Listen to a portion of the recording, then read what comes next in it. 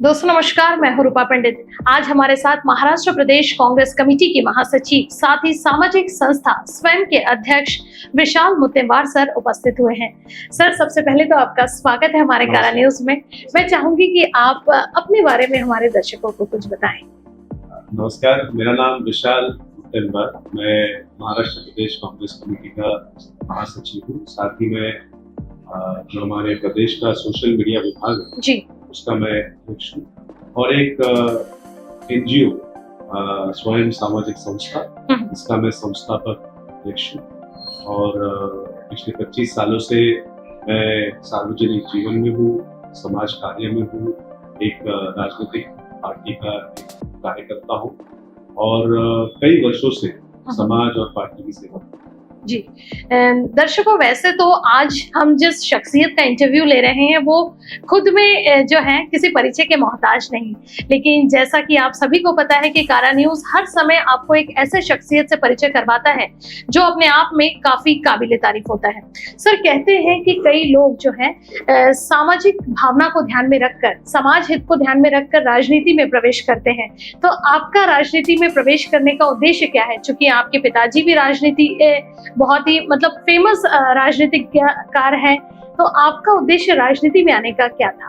मुझे लगता है कि अगर समाज का उत्थान और समाज सेवा ये तो नींव राजनीति, क्योंकि जब तक आपको समाज में लोगों की सेवा, परिवर्तन और विकास, इन चीजों को अगर आपको अमल में लाना है, मुझे ऐसा लगता है कि राजनीति एक अच्छा एक जरिया है जिसके माध्यम से आप लोगों के जीवन में एक सकारात्मक बदल ला सकते हैं। मुझे ऐसा लगता है कि जब तक आपके दिल में समाज का उत्थान करने की भावना ना हो, तो राजनीति में आप कभी सफल नहीं हो सकते। जी, मतलब कह सकते हैं कि राजनीति में आने का उद्देश्य जो है समाज कार्य करना है और कई लोगों सामाजिक उत्थान करने का भी है, क्योंकि कई बार ऐसा होता है कि हम समाज के लिए करना तो चाहते हैं, लेकिन कहते हैं ना, बिना पावर के कुछ नहीं होता कभी कभी, तो पावर होना भी बहुत जरूरी है। सर, फिलहाल जैसा इलेक्शन का माहौल था, मैं उस पर आना चाहूंगी कि लोकसभा इलेक्शन में जिस तरह से बार बार बीजेपी दावा कर रही थी 400 पार 400 पार, पर 400 पार का जो दावा था वो कहीं ना कहीं खोखला साबित हुआ, और जिस तरह से कांग्रेस ने बीजेपी को टक्कर दी, वो वाकई में इस तरह का जो लोकसभा इलेक्शन था वो कई मायने में जो था रोमांचक था। क्या लगता है आपको? मुझे ऐसा लगता है कि बीजेपी का जो नारा था वो खोखला था, वो भी जाता है। और मुझे ऐसा लगता है कि हमारे नेता राहुल गांधी जी बार बार चुनाव के पहले ये बात बोल रहे हैं कि बीजेपी ये बार चुनाव हारने वाली जी, और कुछ 35-40 सीट का ही फर्क पड़ा, कुछ राज्यों में कांग्रेस को सीट्स नहीं मिली। अगर वैसा ना होता तो हो सकता है कि आज केंद्र में कांग्रेस की सरकार में। खैर, बीजेपी का जो दावा था कि वो अपने दम पर मेजॉरिटी लेके आ जाएंगे, तो वो उसमें वो हम गिर गए। क्योंकि मैं आपको एक बात बताता हूँ कि आप जब इंसान में घमंड आ जाए और इंसान को लगता है कि वो कुछ भी करे, उसका बर्ताव कैसा भी हो, लोगों को वो किसी भी तरह से पीड़ित और लोगों को तकलीफ दे, और उसके बावजूद लोगों ने उनको चुन के दे देना, मुझे ऐसा लगता है कि ये मुमकिन नहीं है। ये बार बार इस देश के जो नागरिक हैं, मैं तो उनको सलाम करता हूँ, वो उनकी जो समझ है, उनकी जो सोच है, तो उनको जब भी ऐसा लगता है कि किसी को सबक सिखाने की जरूरत है कि ये गलत काम कर रहे हैं, ये देश हित में नहीं है, तो वो फिर उस तरह से चुनाव में अपना मैंडेट जो है वो देते हैं, और वही हमको देखने को मिला। जैसे मैंने कहा कि हम 30-40 सीट से रह गए, अदरवाइज हमारी सरकारी केंद्र में आती थी, हमारे नेता राहुल जी गांधी देश के प्रधानमंत्री। क्या बात है सर, लोकसभा इलेक्शन में जिस तरह का माहौल हमको देखने को मिला, तो ठीक वैसा ही माहौल जो है आने वाले विधानसभा इलेक्शन की तरफ मैं आती हूँ। तो विधानसभा इलेक्शन में कांग्रेस की स्थिति क्या रहेगी? मैं कह रहा हूँ कि जो आप लोकसभा में कह रहे हैं ना, उससे बदतर हालत में ये महाराष्ट्र की सरकार। अच्छा। और उसका कारण है, मैं तो ये कहूंगा कि इस सरकार के वजह से हमको लोकसभा के चुनाव में फायदा। तो इस सरकार के ऊपर इतना रोष था, अगर इस सरकार पे जनता खुश होती तो फिर तो लोकसभा में इतनी सीट हमारी आनी नहीं चाहिए। बिल्कुल। तो जिस तरह का ये सरकार खिचड़ी जो तीन तिगाड़ा काम बिगाड़ा सरकार यहाँ पर बनी है, और जिस तरह से जिस सरकार का नींव ही पैसे और खोके देकर क्या कहते हैं विधायकों को खरीद कर आप कोई सरकार बनाओगे, तो वो जो सरकार में लोग बैठे हैं, चाहे वो मुख्यमंत्री हो उप मुख्यमंत्री हो, दोनों, इनका एक एजेंडा है, ये लोग स्टेट को नोच रहे, लूट नहीं रहे, नोच रहे। क्योंकि क्या होता है, आदमी कब नोचता है, जब खाने के लिए मांस बहुत ही कम बचता है तब नोचना पड़ता है। क्योंकि अब राज्य को इन्होंने इतना खोखला कर दिया है, आज इन्होंने 7 लाख करोड़ के ऊपर आज राज्य कर्ज में डूबा हुआ है और इनके पास कोई आर्थिक नियोजन नहीं है। आज ये कर्जे का ब्याज चुकाने के लिए कर्जा ले रहे हैं और ऐसी परिस्थिति में अब ये इतने हताश और डेस्परेट हो चुके हैं कि अब ये ऐसी योजना लाकर लोगों को गुमराह करना चाहते हैं कि हम आपके हित में ये काम करने जा रहे हैं। ये योजना अगर आपको लानी थी तो भाई जैसे आप सरकार में 2.5 साल पहले आए तब क्यों नहीं लाई आपको? अब आपको दिखा है कि ये हार अपनी निश्चित है जी, कि भाई लोकसभा में इतनी सीट हम हार गए, तो आप कैसे तो आप लोगों को लॉलीपॉप दे रहे हो और कह रहे हो कि भाई हमको फिर से आप चुन के। सर ये कहना चाहूंगी कि जैसे अभी लोकसभा के टाइम भी हमने एक चीज देखा है कि बीजेपी जिस तरह से एकजुट होकर काम कर रही थी, तो कांग्रेस के नेताओं में कहीं ना कहीं दरार नजर आ रही थी और एन लोकसभा इलेक्शन में सभी जितने भी दिग्गज कांग्रेसी नेता थे वो एक साथ नजर आए और एन मूवमेंट तक हमारे जो लोकसभा के निर्वाचित सदस्य थे, मतलब विकास ठाकरे सर का भी इलेक्शन लड़ने का कोई चांसेस नहीं था, लेकिन एंड समय में उन्होंने जैसे जिस तरह से एंट्री मारी तो क्या चीजें चल रही थी, क्योंकि कांग्रेस में कहीं ना कहीं मतभेद नजर आ रहा था।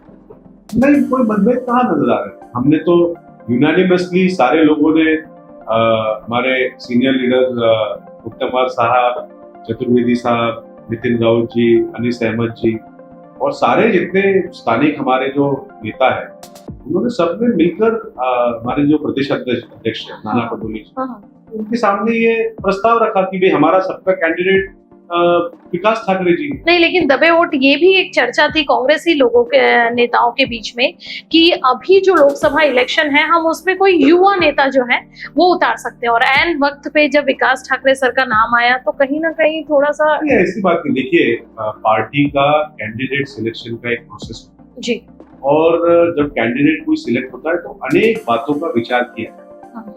तो विकास ठाकरे जी कोई क्या कहते हैं कमजोर उम्मीदवार थोड़ी ना थे। विकास ठाकरे जी एक दमदार उम्मीदवार। विकास ठाकरे जी एक सिटिंग एमएलए और पश्चिम नागपुर से एमएलए है और वो उस जगह चुन के आया जहां 25 साल से कांग्रेस आ रही, तो उन्होंने हार को जीत में कन्वर्ट करके दिखाया था। उसके पहले वो महापौर इस हमारे नागपुर शहर के रह चुके थे, विरोधी पक्ष नेता रह चुके थे, और उससे ज्यादा महत्वपूर्ण वो हमारे नागपुर शहर जिला कांग्रेस कमेटी के अध्यक्ष। इसलिए कैसा है कि उनकी एक जो है उनकी पहचान और उनका काम ये पूरे शहर में था। ये सब बातों को देखकर सारे लोगों ने विचार कर ही, और उसका तो नतीजा मिला ना। आप तो बल्कि आप जाकर पूछिए गडकरी साहब से कि वो जो 5 लाख का दावा कर रहे थे उसका क्या हुआ।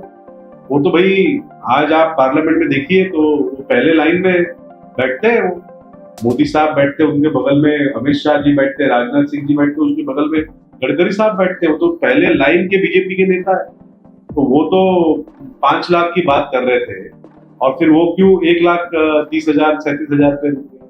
आपने सवाल तो उनको पूछना चाहिए। हमने तो कड़ी टक्कर दी, और इस बात को मैं मानता हूं कि अगर ये चुनाव सेकंड फेज में होता, नागपुर का चुनाव पहले फेज में, अगर सेकंड फेज में होता तो 60-70 हजार वोट इधर उधर और करने में हमारे कार्यकर्ता और हमारे सारे नेता उसमें भी सफल। चलिए सर, ये तो था लोकसभा इलेक्शन का बात। अब हम आते हैं नागपुर की तरफ। यदि हम दक्षिण नागपुर की बात करें, वैसे तो नागपुर क्षेत्र में जितने भी जगह है, लेकिन पर्टिकुलर अभी जो है हम दक्षिण नागपुर की बात करेंगे। नागपुर शहर में जो ये बरसात का सीजन था उसमें सबसे ज्यादा प्रभावित होने वाला क्षेत्र जो था वो दक्षिण नागपुर था। तो ऐसे में नागरिकों का कहना है कि पिछले 10 सालों में यहाँ बीजेपी का विधायक होने के बावजूद यहाँ पर किसी भी प्रकार के कोई विकासात्मक कार्य नहीं हुए। फॉर एग्जाम्पल, बारिश का मौसम आ गया लेकिन अभी भी रास्ते के हालात वैसे ही। सक्करधरा तालाब का सौंदर्यीकरण तो छोड़ो, वहां पर कोई गार्ड भी नहीं है। बहुत सारी चीजें जो है वो जस की तस बनी हुई है। तो क्या लगता है आपको, क्या कारण होगा इसका? ये देखिए, मैं आपकी इस बात से सहमत नहीं हूँ कि विकास कार्य नहीं हुआ। हाँ। मैं ऑपोजिशन में हूँ, फिर भी मैं आपको बोलूँ। हाँ। क्या है, विकास कार्य हुआ है जी, लेकिन अनियोजित। हाँ।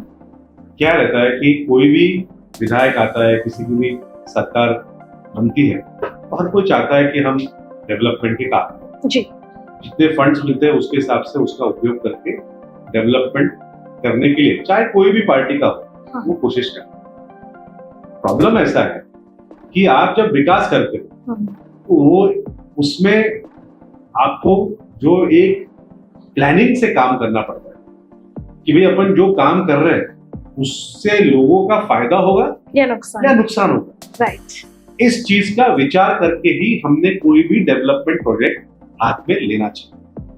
मेरा सबसे बड़ा ग्रज जो सबसे बड़ी तकलीफ मेरी बीजेपी के नेताओं से, कि वो लोगों का उद्देश्य विकास करना नहीं, उन लोगों का केवल एक ही उद्देश्य है कि टेंडर कैसे निकाला जाए। अच्छा।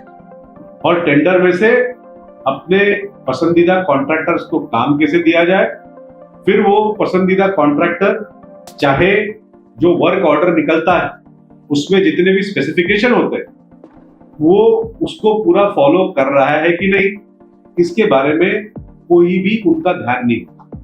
उनका है भाई डीपीडीसी में से फंड लेके आ गए, हमारे एमएलए फंड में से आ गए, हमने यहां से लेके आ गए। फंड आप लेके आ रहे हो, ठीक है, लेकिन टेंडर निकाल के जो काम आप लोग कर रहे हो उसका लोगों को फायदा हो रहा है या नुकसान हो रहा है। मैं आपको 2-3 उदाहरण दे सकता हूं। जी बिल्कुल। अभी आप चले जाइए मानेवाड़ा बेसा रोड जी, और उसका आप वर्क ऑर्डर भी आप देखिए। मानेवाड़ा बेसा रोड पे अब आधा रोड उन्होंने बनाया। आधा रोड जो है वो कम से कम आप समझ लीजिए कि जो डांबर का रोड है उससे 2.5 फीट ऊपर वो सीमेंट का रोड। आज सबसे ज्यादा आपने जब बारिश की बात की, उस मानेवाड़ा बेसा रोड पे जो घर है बने हुए इस तरफ, राइट, वो सारे के सारे घर जो है वो आपके छाती तक पानी में डूबे हुए। उसका केवल कारण ऐसा है कि सारा जो पानी है स्लोप बन गया, क्योंकि सीमेंट एक तरफ आपने ऊंचा कर दिया, एक तरफ आपने नीचा कर दिया, तो स्लोप बन जाता। वो स्लोप सारा रस्तों के घर में जा रहा है। ऐसे ही हाल पूरे दक्षिण नागपुर में और नागपुर में। आप जब सीमेंट के रोड बनाते हो तो सीमेंट के रोड के बगल से आपको स्टॉर्म वाटर ड्रेनेज की भी व्यवस्था करनी चाहिए। अधिकतर जगह पे इन्होंने स्टॉर्म वाटर ड्रेनेज केवल कागज पे बनाया और उसके पैसे ले लिए। तो ये जो इनका एक भ्रष्ट काम करने की जो नीति है कि अपने पसंदीदा कॉन्ट्रैक्टर को काम दिलवाओ, उसमें से मलाई खाओ, फिर वो चाहे काम कैसा करे। सीमेंट रोड बनाते वक्त आपको नीचे पहले एक्सकेवेशन करना होता है, वो वर्क ऑर्डर में लिखा होता है, उसके पैसे मिलते हैं। पर इन्होंने जो एग्जिस्टिंग रोड्स है उसी को लेवलिंग कर उसी पे उन्होंने सीमेंट रोड बना दिया, एक्सकेवेशन किया ही नहीं। उसका जो पैसा है उन्होंने बचा लिया, उन्होंने खा लिया। तो इसमें मैं कहूंगा कि जो एनएमसी एनआईटी के जो इंजीनियर्स हैं, जो सर्टिफिकेट दे देते हैं ये कॉन्ट्रैक्टर्स को, वो किसके दबाव में देते हैं? वो भी भ्रष्ट है। और जो नेता ये टेंडर जिनको दिलवा रहे हैं वो भी भ्रष्ट है, और वो जो कॉन्ट्रैक्टर है वो भी चोरी कर रहा है। तो मुझे ऐसा लगता है कि ये जो विकास का इनका जो मॉडल है वो उसकी जो नियत है वो केवल और केवल इसमें से मलाई कैसे खाई जाए, यही उनके पिछले 10 साल का, आप अगर पूरे नागपुर शहर में जो इन्होंने काम किया है उसका अगर आप ऑडिट करेंगे उसके सामने यही बात है। अभी जैसा आपने मानेवाड़ा बेसा रोड की बात की है ना, तो उसी से रिलेटेड एक क्वेश्चन पूछना है सर कि अभी अगर मैं 1 वीक की बात करूं तो इस हफ्ते ये जितने भी नागपुर शहर में सड़क के जो कार्य शुरू कर रहे हैं, चाहे वो फ्लाईओवर, और मैं आपको बता दूं कि अभी जिस रास्ते से हम आए, अशोक चौक से लेकर तो बैद्यनाथ चौक तक का रास्ता, ये भी कई दिनों से हमें वैसा खुदा हुआ ही दिख रहा है। जगह जगह गड्ढे, फ्लाईओवर का आधा अधूरा काम करके छोड़ा है। और जैसा कि आपको पता है कि हिट एंड रन के मामले भी बढ़ रहे हैं, आए दिन इनकी वजह से सड़क दुर्घटनाएं हो रही है, तो क्यों ऐसा विकास कार्य जो है आधा अधूरा छोड़ा गया? मैंने कहा ना कि ये अनियोजित विकास, अनप्लैन्ड डेवलपमेंट। बट इनमें नुकसान किसे का हो रहा है? देखिए ना, अभी कैसा है कि आप अगर किसी इंजीनियरिंग, सिविल इंजीनियरिंग करने वाले किसी छात्र से भी अगर आप पूछेंगे तो वो भी ये गलती नहीं करेगा। फ्लाईओवर का काम चल रहा है और नीचे रास्ते का भी काम चल रहा है, राइट, ऐसा कभी होता है? इम्पॉसिबल। या तो आप फ्लाईओवर बनाओ या नीचे आप पहले रास्ता बनाओ, ये दोनों काम एक साथ कैसे क्या हो सकते हैं? दूसरा, फ्लाईओवर बन रहा है, इसका मतलब ये नहीं कि जो नीचे का रास्ता है उसको आप ऐसे ही छोड़ देंगे। पहले आपने नीचे के रास्ते की मरम्मत करनी चाहिए, उसको ठीक करना चाहिए। फ्लाईओवर बनाने की वजह से वैसे ही जो पिलर आते हैं उसके आजू बाजू में आप जो है उसको बैरिकेडिंग कर देते हो, रास्ता वैसे ही छोटा हो जाता है। एक तो रास्ता छोटा, दूसरा रास्तों में गड्ढे ही गड्ढे। एग्जैक्टली। तो आप चाहते क्या हो? आज आप किसी भी डॉक्टर के पास जाइए, जो आप चाहे वो जीएमसी में जाइए या फिर जो ओपीडी जनरल प्रैक्टिशनर होता है उसके पास जाइए, उसको आप पूछिए, वो आपको कहेगा कि एवरी डे, रोज उसके पास कम से कम हर डॉक्टर के पास 4 से 5 एक्सीडेंट विक्टिम आ रहे हैं ना सर, आ रहे हैं, बिल्कुल बिल्कुल। बच्चे, महिलाएं, हमारे बुजुर्ग, युवा बाइक से जा रहे हैं, गड्ढे में गिर जा बस रहे हैं, बस बस, किसी रोड के दुर्घटना। सिर पे चोट लग रही है, किसी का हाथ फ्रैक्चर हो रहा है। कौन जिम्मेदार है? इसको आप विकास बोलेंगे? लोगों को अगर तकलीफ हो रही है तो उसको आप विकास कैसे कह सकते? जी। और ये जिम्मेदारी है जो पब्लिक रिप्रेजेंटेटिव है, जो चुने हुए लोग हैं, उनकी ये जिम्मेदारी है, क्योंकि वो नागरिकों के प्रतिनिधि। राइट। अगर नागरिकों को किसी भी हालत में अगर एक भी एक्सीडेंट हो रहा है, एक भी, तो भी उस जनप्रतिनिधि की जवाबदारी है कि ऐसा ना हो। यहाँ रोज हर एक डॉक्टर के पास 5 केसेस आ रहे हैं। एक्सीडेंट तो छोड़िए सर, जैसा कि अभी हम पत्रकारों ने कई दक्षिण नागपुर के क्षेत्र का दौरा किया, तो उनका कहना है कि इस बरसात के सीजन में लोगों के घरों तक पानी घुस गया, राशन जो चीजें थी उनको नुकसान हुआ, फिर भी यहाँ पर एक भी जनप्रतिनिधि जो है उन्होंने नगर का दौरा नहीं किया, उनके परिसर एरिया का दौरा नहीं किया। ऐसा क्यों? देखिए, किसी ने दौरा किया नहीं किया, मेरा ऐसा कहना है कि हमें जो है ना हर प्रॉब्लम का लॉन्ग टर्म सोल्यूशन, हमें सवाल ये पूछना चाहिए कि क्या नागपुर शहर में जब भी बरसात आई तो सेम सिचुएशन रहेगी? सेम सिचुएशन रहेगी क्या? मैं आपको बता, मैं एक महिला के घर में गया जब ये बारिश हुई जी। वो हमारी बुजुर्ग महिला थी और उसने मुझे बोला कि आप बेटा मेरा तू घर देख। जब मैं घर में गया उसने मुझसे यही सवाल किया, जो सवाल मैं आपको, उसने कहा बेटा मैं इतने साल से इस शहर में रह रही हूँ, पहले तो ऐसा नहीं होता था और अब जब भी बारिश आएगी तो क्या मेरा घर डूब जाएगा हर बारिश में? ये एक नागरिक के दिल से निकला हुआ सवाल है जिसके बारे में हर एक आदमी जो लोक प्रतिनिधि खुद को समझता है या जो चुना हुआ है या जो चुन के आना चाहता है उसको इसके बारे में सोचना पड़ेगा। मतलब लॉन्ग टर्म सोल्यूशन जो है वो जरूर, देखिए लॉन्ग टर्म सोल्यूशन आपको निकालना होगा। बिल्कुल बिल्कुल, कि भाई ये आने वाले भविष्य में ये ना हो, ऐसी समस्या दोबारा इसके ना लिए आए। अपन क्या कर सकते हैं? जी, तो उसी के ऊपर मैं तो उसी के ऊपर काम कर। जी विशाल सर, मेरा आखिरी सवाल आपसे ये रहेगा कि यदि आने वाले विधानसभा इलेक्शन में दक्षिण नागपुर की कमान आपके हाथ में आती है, दक्षिण नागपुर की सत्ता आपके हाथ में आती है, तो क्या बदलाव जो है नागरिकों को देखने मिल सकते हैं? देखिए ऐसा है कि जैसे मैंने पहले भी कहा कि राजनीति जो है ना वो समाज सेवा करने का एक जरिया है। जी। जब आप एक विधायक बनते हो तो एक विधायक के सामने अपना एक खुद का विजन होना चाहिए और मुझे ऐसा लगता है कि विधायक के अनेक काम होते हैं और असेंबली में जाकर विधेयक बनाना उसमें से एक वो भी काम है।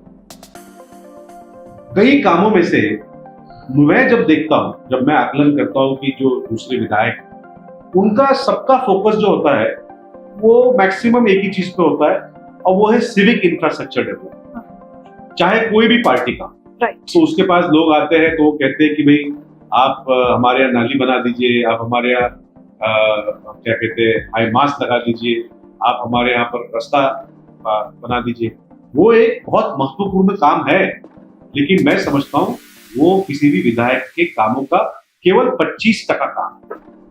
इसके अलावा हमारे कॉन्स्टिट्यूंसी में चाहे वो शिक्षा का क्षेत्र हो, चाहे वो स्वास्थ्य का क्षेत्र हो, चाहे रोजगार निर्मित की बात हो, चाहे सांस्कृतिक विकास की बात हो, चाहे स्पोर्ट्स के इंफ्रास्ट्रक्चर डेवलपमेंट करने की बात हो, चाहे लोगों के घर में पानी पहुंचाने की बात हो, तो ऐसे कई चीजें हैं जिसपे एक विधायक ने काम करना चाहिए। तो मुझे अगर मौका मिलता है जी, तो मैं अपना विजन लोगों के सामने रखूंगा और उसी के तहत मैं हमेशा कहता हूं कि ओवरऑल डेवलपमेंट, सर्वांगीण विकास जिसको हाँ, कि वो करने में मेरी रुचि सबसे ज्यादा रहेगी। और अगर मुझे मौका मिलता है, मेरी पार्टी मुझे टिकट देती है और दक्षिण नागपुर की जनता मुझे आशीर्वाद देती है, तो आने वाले समय में मैं नागपुर दक्षिण ये जो असेंबली कॉन्स्टिट्यूंसी है, इसको एक मॉडल असेंबली मैं बनाकर सबके सामने पेश करूँ। और जैसा कि हमारी अभी जितनी भी चर्चा हुई है उसमें एक चीज तो मुझे क्लियर लगा कि आपके जितने भी विजन है विकास को लेकर, डेवलपमेंट को लेकर, जो भी चीजें वो क्लियर है और लॉन्ग टर्म प्लानिंग को लेकर जो है आप चलने में विश्वास रखते हैं। लॉन्ग टर्म सोल्यूशन जो है वो हर चीज में निकल सके, और जैसा कि आपने कहा कि ओवरऑल जो है वो डेवलपमेंट जो है उस चीज को ध्यान में आप रखेंगे। चलिए, नागपुरी चौपाल पर होगी अब बात, हर हफ्ते होगी शख्सियत खास। कारा न्यूज की खास मुलाकात में मैं यानी कि रूपा पंडित देती हूँ आपको यहीं पर इजाजत। आप देखते रहिए कारा न्यूज। नमस्कार।